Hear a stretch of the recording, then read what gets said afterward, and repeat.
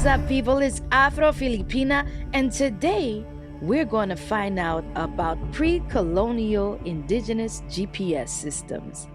Now that sounds weird, but stay along for the adventure so you can see what I'm talking about. AfroFilipina Adventures. Welcome to another adventure. Today, we traveled into Miccosukee territory, which is just south of Mayamee. And many of you know that I'm from Miami, but did you know that Mayamee is an indigenous word that means big water? It comes from the Calusa people. And the actual origins are not fully known because the people were wiped out because colonization. So this week we headed just a little bit south to the Miccosukee Reservation.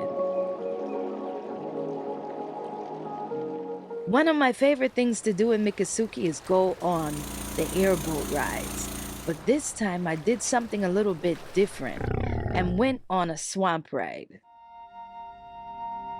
You know, oftentimes when I'm in this area, one of the things that I think about is what the people lived like before anybody else invaded their space. Sometimes I wonder, like, how did they walk through this, like, marshy land, especially if there were so many alligators? But it seems like they were one with nature and with the people. And I also wondered, how did they navigate? When you look at what we did when we were innate and we just used our natural instincts, it's so amazing and deep. We see a lot of indigenous communities use canoes, right? So in this region, they make canoe out of the cypress tree. Did you know that they use cypress because cypress is water repellent? So if they build the canoes out of it, like, Whoa, mind blowing. Not only did they use cypress for the canoes because it's water repellent, cypress has another important distinction. The tree only grows straight up and down. So, what did the indigenous people do? Well, they wanted to create a map that only they understood.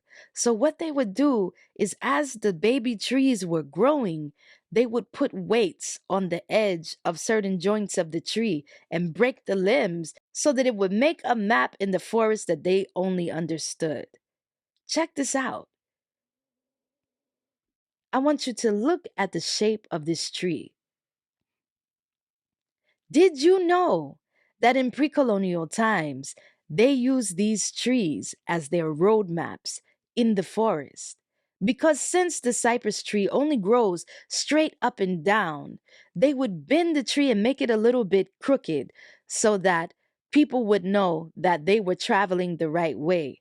And not only would they use this to show the path, but they were actually so brilliant that they were able to break the tree limbs and put weights down so that it would bend a particular way. And look at this tree. They used it as an arrow to point in the direction of travel. So people would know how to go from this, what we know today as Mayamee Trail, which is like a horizontal road, to the road that goes in the cross section of it that leads to Everglades City. This is the pre-colonial GPS. I hope you enjoyed learning a little bit. And before you go, don't forget I have my beautiful AfroFilipina bags and t-shirts like the one that I'm wearing. But I'm also starting to have some merch for AfroFilipina Adventures. And I just got in this beautiful, beautiful bag that I use when I'm sending out some of the merchandise. So, follow me as we venture into the next adventure. Mabuhay, people! AfroFilipina Adventures.